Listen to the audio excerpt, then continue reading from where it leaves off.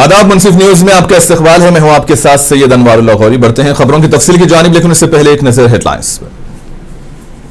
सुर्खियों को पेश करने में ताउन किया है डॉक्टर ऑर्थो ऑयल के साथ साथ डॉक्टर ऑर्थो कैप्सूल्स साथ लेना ना भूलें।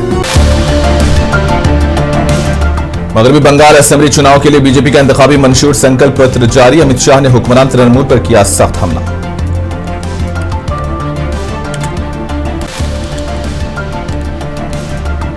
नीतीश कुमार ने राज्यसभा रुकन के तौर पर हलफ उठा लिया। मुल्क के चारों कानून साज इदारों में खिदमत अंजाम देने का मुनफरिद एजाज किया हासिल।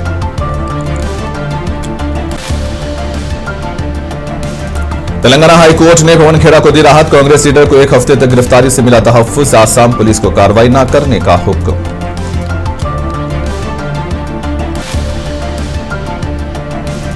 दिल्ली में मानसून से कबल नालों की सफाई का अमल शुरू। रियासती वजीर परवेशन वर्मा ने मौके पर पहुंचकर लिया जायजा।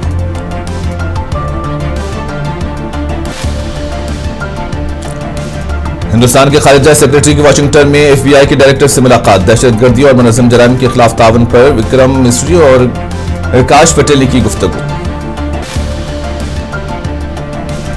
एशियन डेवलपमेंट बैंक ने भारत की शरह नमो का तखमीना बढ़ाकर 6.9% कर दिया, लेकिन मशरिकी वस्ता कशीदगी से मईशत को खतरा। तवानाई की कीमतों में इजाफे का खदशा। मरकजी वज़ीर दाखिला अमित शाह ने मगरबी बंगाल असेंबली इंतखाबात के लिए बीजेपी का इंतखाबी मंशूर जारी कर दिया है। इस मौके पर अमित शाह ने कहा कि विकसित भारत का विजन इस संकल्प पत्र में झलकता है। इन्होंने कहा कि पिछले 15 साल एक तरह से बंगाल और बंगाल के लोगों के लिए एक तारीख दौर की तरह रहा है। बड़ी उम्मीद के साथ बंगाल के लोगों ने ममता बनर्जी को कम्युनिस्ट राज से आजाद कराने का मैंडेट दिया था। ताहम उन 15 सालों में अवाम ने जिन उम्मीदों के साथ ममता बनर्जी को इख्तियार सौंपा था, अवाम का वो ख्वाब पूरा नहीं है। बीजेपी के मंशूर में खवातीन को 3000 रुपये देने का वादा किया गया। इसके अलावा रियासत की तरक्की, अवाम की फलाह और बेरोजगार नौजवानों की तरक्की के लिए कई एक वादे किए गए।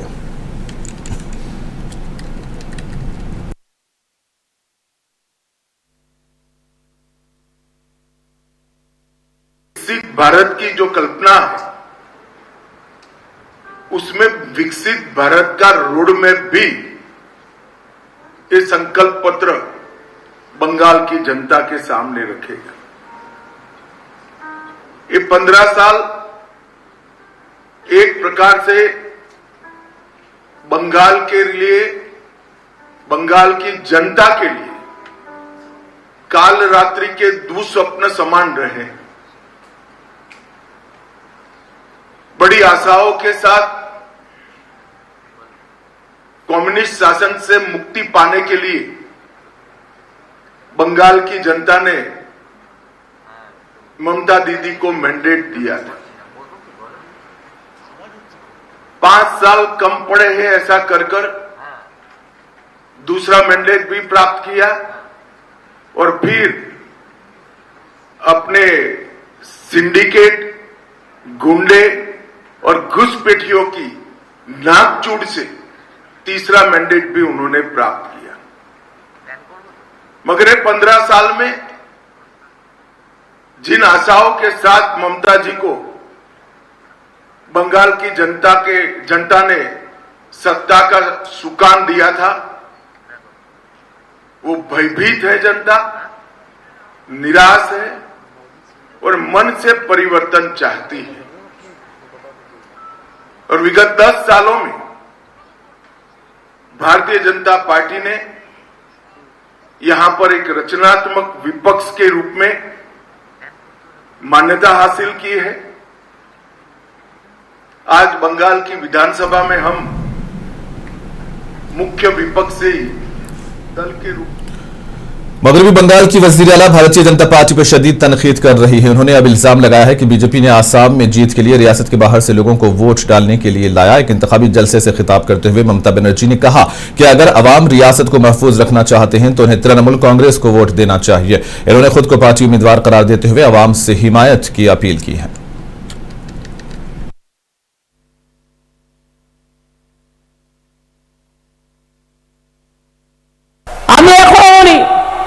অ্যাপিল করবেন, আমরা ট্রিব্যুনালে লড়াই করব। মনে রাখবেন আগামী দিন নিশ্চয়ই আপনাদের নাম উঠবে, কিন্তু পরিবার পরিজনের সবার ভোট যেন বিজেপিতে একটাও না যায়। অন্য কোনো পার্টিতে না যায়, কোনো সাম্প্রদায়িক দলে না যায়। যদি বাংলাকে ভালো রাখতে হয়, যদি মা বোনদের ভালো রাখতে হয়, যদি লক্ষ্মীর ভান্ডার চালাতে হয়, যদি যুব সাথী চালাতে হয়, যদি কর্মসৃষ্টি চালাতে হয়, যদি আইসিডিএসকে ভালো রাখতে হয়, যদি আশাকে ভালো রাখতে হয়, যদি সরকারি কর্মচারীদের ভালো রাখতে হয়, বেসরকারি কর্মচারীদের ভালো রাখতে হয়, গ্রাম বাংলাকে ভালো রাখতে হয়, মনে রাখবেন সারা বাংলায় কে প্রার্থী ভুলে যান, আমার সরকার যদি চান, আমার নেতৃত্বে তৃণমূল কংগ্রেস সরকার, তাহলে প্রার্থী আমি। तेलंगाना हाईकोर्ट ने कांग्रेस रहनुमा पवन खेड़ा को बड़ी राहत दी है और कांग्रेस लीडर को एक हफ्ते के लिए तहफ्फुज़ फराहम किया। अदालत ने आसाम पुलिस को हिदायत दी है कि इसी दौरान उनके खिलाफ कोई जबरी कार्रवाई ना की जाए। जुमा के रोज जारी हुक्म में जस्टिस के सुजना ने कहा कि पवन खेड़ा एक हफ्ते के अंदर आसाम की मुतालिका मुकामी अदालत से बाकायदा जमानत हासिल करें। आपको बता दें कि पवन खेड़ा ने गुवाहाटी क्राइम ब्रांच में दर्ज केस के सिलसिले में कबल से गिरफ्तारी जमानत के लिए तेलंगाना हाईकोर्ट से रुजू किया था। याद रहे कि हालिया अरसे पवन खेड़ा सुर्खियों में है। पवन खेड़ा ने एक प्रेस कॉन्फ्रेंस में आसाम की वजीर आला की अहलिया के पास 3 मुख्तलिफ पासपोर्ट्स होने का इल्जाम लगाया था, जिसके बाद आसाम पुलिस ने दिल्ली में उनकी रिहाइशगाह पर छापा मारा था, जिसके बाद वो मुबैना सियासी इंतकाम से बचने की खातिर हैदराबाद पहुंचे थे और तेलंगाना हाईकोर्ट में गिरफ्तारी से कबल जमानत देने की दरखास्त दायर की थी।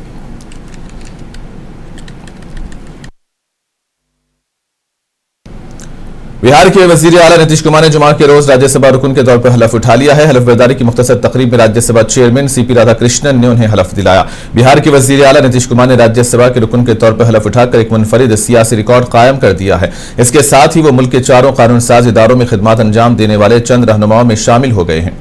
बिहार असेंबली कानून साज काउंसिल, लोकसभा और अब राज्यसभा में नीतीश कुमार की शमूलियत को गैर मामूली समझा जा रहा है। पार्लियामेंट के लिए मुंतखब होने के बाद नीतीश कुमार ने बिहार कानून साज काउंसिल की रुकनियत से इस्तीफा दे दिया है। सत्य निष्ठा से प्रतिज्ञान करता हूं कि मैं विधि द्वारा स्थापित भारत के संविधान के प्रति सच्ची श्रद्धा और निष्ठा रखूंगा। मैं भारत की देखिए, बिहार के माननीय मुख्यमंत्री जी आज शपथ ले रहे हैं और पूरी बिहार की जनता के विकास में इनका जो स्नेह और विकास की गति को बढ़ाने में इनका जो महत्व रहा है, बिहार की जनता इनके प्रति हृदय से सम्मान, इनके प्रति सम्मान रखता है और बिहार गौरवान्वित है। मुख्यमंत्री नीतीश कुमार जी का फिर से उच्च सदन में चारों सदन के मेंबर बनने के लिए हृदय से लोग बधाई। सदर जमहूरिया द्रौपदी मुर्मू ने राज्यसभा के साबिक नायब चेयरमैन हरिवंश को एक बार फिर ऐवान बाला का रुकन नामजद कर दिया है। सरकारी एलामिया के मुताबिक ये तकर्री इस नशिस्त को पुर करने के लिए की गई है जो साबिक चीफ जस्टिस रंजन गोगोई की सबकदोशी के बाद खाली हुई थी। हरिवंश का राज्यसभा के रुकन के तौर पर साबिका दौर में 9 अप्रैल को मुकम्मल हो गया था। वो इससे कबल बिहार की नुमाइंदगी करते हुए ऐवान बाला में 2 मियादें पूरी कर चुके हैं और नायब चेयरमैन के तौर पर भी खिदमत अंजाम दे चुके हैं।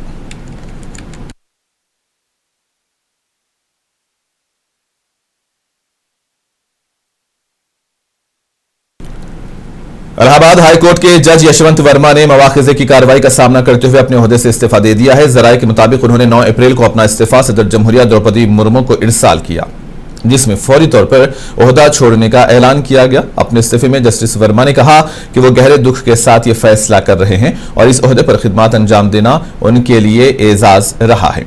याद रहे कि जस्टिस यशवंत वर्मा के खिलाफ इस वक्त मवाखिजे की कार्रवाई शुरू की गई थी जब उनकी रिहाइशगाह से जली हुई करेंसी नोटों के बंडल बरामद हुए थे। इसके बाद उन्हें दिल्ली हाईकोर्ट से वापस इलाहाबाद हाईकोर्ट भेज दिया गया था।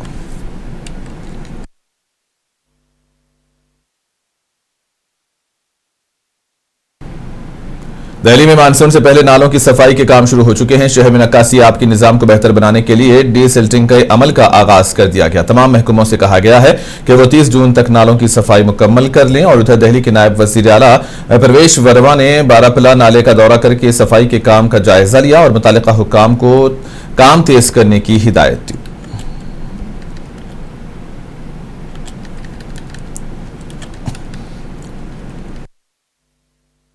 देखिए, काम तो आप यहाँ पे देख रहे हैं कैसा चल रहा है और हमारी सरकार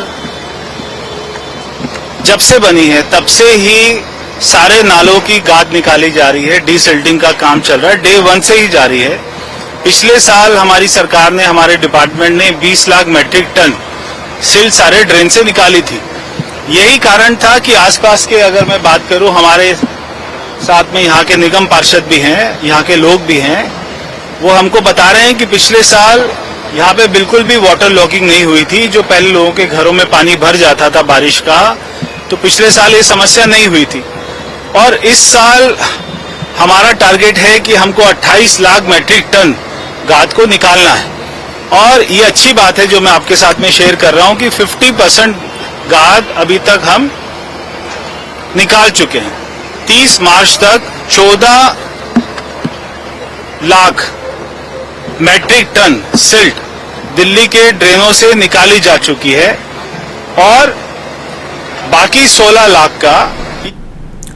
उत्तराखंड के वजीर आला पुष्कर सिंह धामी ने देहरादून में महकमे ज़राअत के उम्मीदवारों में तकर्रुरनामे तकसीम किए। यूकेपीएससी के जरिए उम्मीदवार मुंतखब किए गए हैं। इस मौके पर वजीर आला ने उम्मीदवारों को मुबारकबाद दी। वजीर आला ने कहा कि हुकूमत नौजवानों को रोजगार फराहम करने के इक़दामात कर रही है। उन्होंने उम्मीद जाहिर की है कि वो रियासत की ज़रई तरक्की में अहम किरदार अदा करेंगे।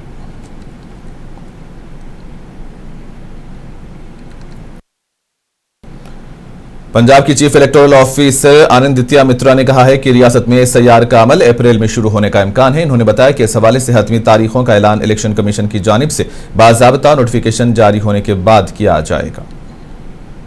मैं आपको बताना चाहूंगी कि ECI से रिसीव्ड करस्पॉन्डेंस के हिसाब से अप्रैल के महीने में SIR के शुरू होने की संभावना है।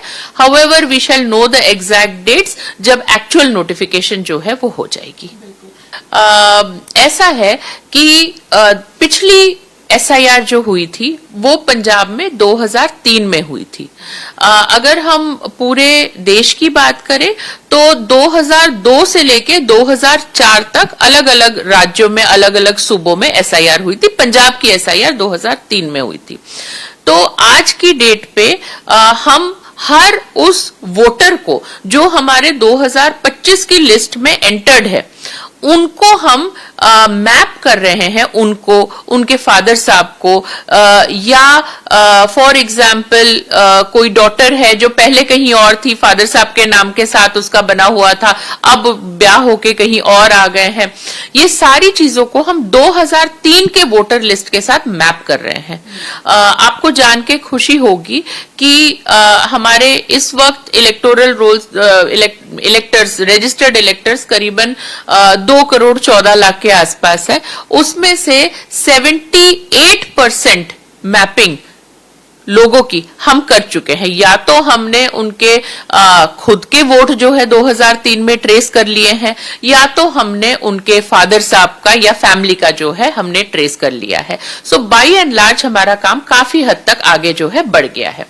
जब एक्चुअली नोटिफिकेशन होगी उस वक्त हाउस टू हाउस एन्यूमरेशन होगी। हाउस टू हाउस एन्यूमरेशन में BLO आपके घर जाएंगे, हर एक उस व्यक्ति के घर जाएंगे जिनका नाम वोटर सूची ऑफ 2025 में अंकित है। वो आपको 2 फॉर्म्स जो है एन्यूमरेशन फॉर्म 2 परतों में देंगे। लोगों के मन में कई बार जिज्ञासा होती है कि अगर मेरे पास एपिक कार्ड है, अगर मेरा नाम ऑलरेडी वोटर लिस्ट में है, तो क्या मुझे दोबारा फॉर्म भरने की जरूरत है? तो इसका जवाब है हाँ। हमें हर उस व्यक्ति को जिसका एन्यूमरेशन, जिसका 2025 की लिस्ट में नाम है वोटर सूची में, उसे फॉर्म भरना अनिवार्य है। उसे 2 परतों में फॉर्म दिया जाएगा, उन्हें 2 परतों में फॉर्म दिया जाएगा।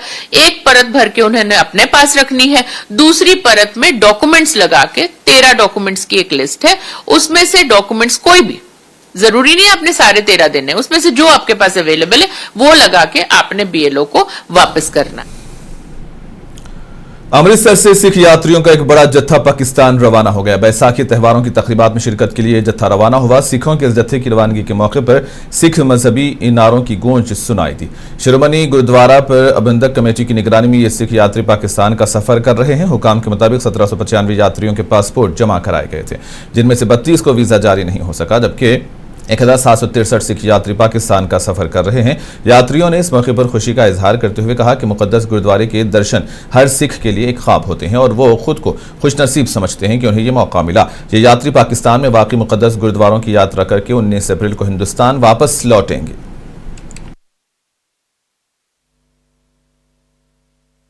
मेरे प्यारे भारतवासियों, मैं हंस भूटानी आज बाघा बॉर्डर से होते हुए पाकिस्तान जाएंगे। जो हमारे संत महापुरुषों ने हमारी को सच्ची राह दिखाई, हमारे बुजुर्गों ने, हमारे संत महापुरुषों ने तत्ते तवे पर, बलती आग पर, रेत में सब कुछ सहा उन्होंने, लेकिन अपना धर्म बचाया। धर्म की आन शान के बदले हम मर मिटेंगे, लेकिन हम किसी का गुलाम नहीं बनेंगे। बहुत ਵਧੀਆ ਲੱਗ ਰਿਹਾ ਜੀ, ਬਹੁਤ ਵਧੀਆ ਲੱਗ ਰਿਹਾ। ਖੁਸ਼ੀ ਵੀ ਹੈ ਮਨ ਵਿੱਚ ਰੋਣਾ ਵੀ ਹੈਗਾ ਮਨ ਵਿੱਚ ਵੀ। ਭਾਰਤ ਮਹਾਰਾਜ ਨੇ ਇੰਨੀ ਕਿਰਪਾ ਕੀਤੀ ਸਾਡੇ ਤੇ, ਗੁਰੂ ਨਾਨਕ ਦੇਵ ਜੀ ਨੇ ਇੰਨੀ ਕਿਰਪਾ ਕੀਤੀ ਸਾਡੇ ਤੇ। ਅਸੀਂ ਬਹੁਤ ਧੰਨਵਾਦ ਨਿਰੰਕਾਰ ਦਾ, ਉਹ ਸੰਗਤ ਦਾ ਕਰਦੇ ਆ, ਧਾਮੀ ਸਾਹਿਬ ਦਾ ਕਰਦੇ ਆ, ਜਿਨੇ ਮਹਾਰਾਜ ਸੱਚੇ ਪਾਤਸ਼ਾਹ ਨੇ ਸਾਡੇ ਪਹਿਲ ਕੀਤੀ ਹੋਈ। ਬਹੁਤ ਧੰਨਵਾਦ ਕਰਦੇ ਅਸੀਂ। ਨਹੀਂ ਤਾਂ ਬਹੁਤ ਔਖਾ ਸੀ, ਬੀਬੀਆਂ ਨੂੰ ਕਹਿੰਦੇ ਤੇ ਨਹੀਂ ਜਾਣਾ। ਬੀਬੀਆਂ ਨੇ ਸਾਰੀਆਂ ਬੀਬੀਆਂ ਇਹੋ ਜਿਹੀਆਂ ਨਹੀਂ ਹੁੰਦੀਆਂ। ਮਹਾਰਾਜ ਸੱਚੇ ਪਾਤਸ਼ਾਹ ਕਿਰਪਾ ਕਰੇ ਸਭ ਨੂੰ, ਚੰਗੀ ਬੁੱਧੀ ਮਤ ਬੁੱਧ ਬਖਸ਼ੇ ਮਹਾਰਾਜ ਸੱਚੇ ਪਾਤਸ਼ਾਹ। ਅੱਜ ਖਾਲਸਾ ਪੰਥ ਦੇ ਸਾਜਨਾ ਦਿਵਸ ਦੇ ਮੌਕੇ ਤੇ ਗੁਰੂ ਨਾਨਕ ਦੇਵ ਜੀ ਦੀ ਪਾਵਨ ਧਰਤੀ ਪੰਜਾ ਸਾਹਿਬ ਤੇ ਨਨਕਾਣਾ ਸਾਹਿਬ ਤੇ ਹੋਰ ਗੁਰਧਾਮਾਂ ਵਿੱਚ ਨਤਮਸਤਕ ਹੋਣ ਵਾਸਤੇ ਜਾ ਰਹੇ ਆ ਤੇ ਵਿਸਾਖੀ ਦਾ ਦਿਹਾੜਾ ਮਨਾਉਣ ਜਾ ਰਹੇ ਆ। ਤੇ ਗੁਰੂ ਮਹਾਰਾਜ ਗੁਰੂ ਨਾਨਕ ਦੇਵ ਜੀ ਜੋ ਸਾਡੀ ਪਹਿਲੀ ਪਾਤਸ਼ਾਹੀ, ਸਾਡੇ ਜਿਨ੍ਹਾਂ ਨੇ ਸਾਨੂੰ ਮਾਨਵਤਾ ਦੇ ਭਲੇ ਵਾਸਤੇ ਜਿਨ੍ਹਾਂ ਨੇ ਗੱਲ ਕੀਤੀ ਸੀ, ਉਪਦੇਸ਼ ਦਿੱਤਾ ਸੀ, ਸਾਰਿਆਂ ਧਰਮਾਂ ਨੂੰ ਇੱਕ ਲੜੀ ਵਿੱਚ ਪਰੋ ਕੇ ਉਹਨਾਂ ਨੇ ਗੱਲ ਕੀਤੀ, ਜ਼ੁਲਮ ਦੇ ਖਿਲਾਫ ਦਲੀਲ ਨਾਲ ਗੱਲ ਦੇ ਕੇ। हिंदुस्तान और अमेरिका के दरमियान रिश्तों को मजीद मजबूत बनाने के लिए खारिजा सेक्रेटरी अमेरिका के दौरे पर हैं। विक्रम मिस्री ने वाशिंगटन के दौरे में अहम मुलाकातें की हैं। उन्होंने आकाश पटेल से मुलाकात में दहशतगर्दी, मुनज़्ज़म जराइम और मुनशियात के खिलाफ मुश्तरका ताउन पर तबादला ख्याल किया। याद रहे कि आकाश पटेल FBI के डायरेक्टर हैं और दोनों ने सिक्योरिटी के शुबे में बाहमी इश्तराक को मजीद फरोग़ देने पर जोर दिया है। अमेरिका में भारतीय सफारतखाने के मुताबिक दोनों रहनुमाओं के दरमियान इस सिलसिले में मुफीद गुफ्तगू हुई। इसके अलावा विक्रम मिस्री के एलेंसन होकर के साथ भी मुलाकात में दिफा, मईशत और सलामती की उमूर पर करीबी ताउन बढ़ाने पर इत्तेफाक किया गया। अपने अमेरिका दौरे में विक्रम मिस्री ने अमेरिकी वज़ीर ख़ारिजा मार्को रूबियो से भी मुलाकात की। बताया गया है कि दो तरफा ताल्लुकात, तिजारत, अहम मादनियात और दिफाई ताउन पर गुफ्तगू हुई।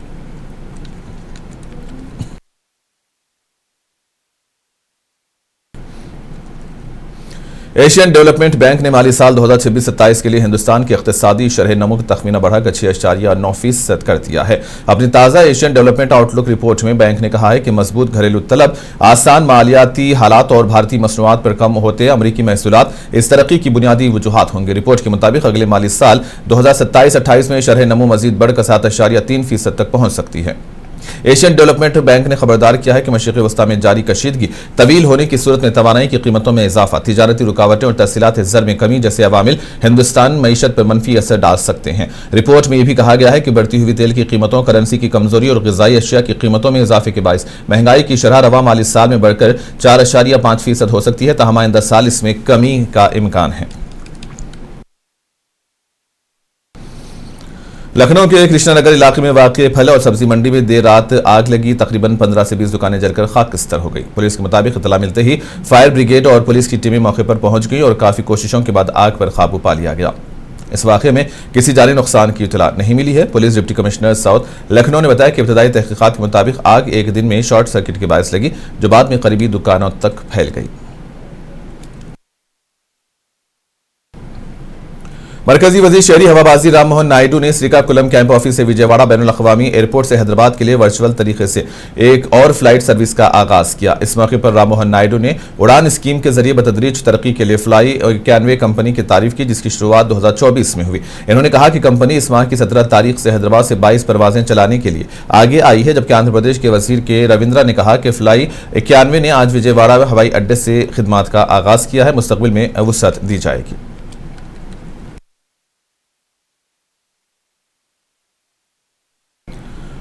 उत्तर प्रदेश में आंगनवाड़ी खिदमात को डिजिटल बनाने की समत एक बड़ा कदम उठाया गया, जहां हजारों वर्कर्स को स्मार्टफोन देकर निजाम को रियल टाइम डेटा से जोड़ दिया गया है। इस इक़दाम से बच्चों की सेहत, ग़िज़ाइयत और वैक्सीनेशन की निगरानी अब ज्यादा मौसर और शफाफ हो गई है। पेश इस सिलसिले में ये रिपोर्ट आप देखिए और हमें दें इजाजत। आदाब।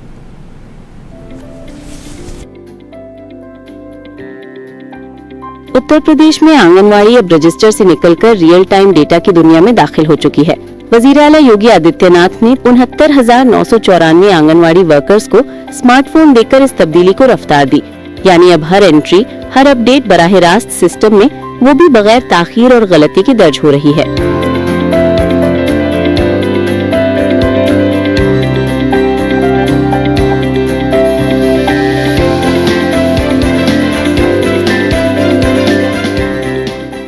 मैंने विभाग से कह दिया है अति शीघ्र ये ट्रेनिंग कराओ और मानदेय का प्रस्ताव प्रस्तुत करके बड़ा समारोह करके इन लोगों के मानदेय को अभी से प्रारंभ करिए, जिससे अति शीघ्र इनको एक मानदेय प्रारंभ हो जाए। सम्मानजनक मानदेय मिलना चाहिए। सम्मानजनक मतलब न्यूनतम मानदेय की गारंटी मिलनी चाहिए। हुकूमत की इस पहल का मकसद आंगनवाड़ी खिदमात को मुकम्मल तौर पर डिजिटल और शफाफ बनाना है। बच्चों की वैक्सीनेशन, ग़िज़ाइयत और नशोनुमा से मुतालिक मालूमात अब रियल टाइम में दर्ज की जा रही हैं, जिससे स्कीमों की निगरानी पहले से ज्यादा मुअस्सर हो गई है। रियासत भर में आंगनवाड़ी मराकज पर स्मार्टफोन्स के साथ बच्चों की सेहत पर नजर रखने के लिए जदीद आलात भी फराहम किए गए हैं। सरकार द्वारा प्रोवाइड सारी सेवाएं देते हैं और समय समय पर उनके जो बच्चों के विकास के मील होते हैं उन पे हम विशेष फोकस करते हैं। साथ ही जो सरकार द्वारा स्मार्टफोन दिए जा रहे हैं, इस पे हमारे पोषण ट्रैकर ऐप चलता है। इस ऐप के माध्यम से हम जो भी गतिविधियां करते हैं उसका पारदर्शी तरीके से क्रियान्वयन होता है और हर कोई इसको देख सकता है कि मेरा पोषण ट्रैकर में रजिस्ट्रेशन है या नहीं है, मुझे क्या क्या सुविधाएं मिलती हैं। 1,33,000 से ज्यादा स्टेडियोमीटर, 10,553 इन्फेंटोमीटर और 58,000 से जायद वजन नापने की मशीनें दस्तयाब है। अब हर बच्चे की सेहत का दुरुस्त अंदाजा लगाया जा रहा है।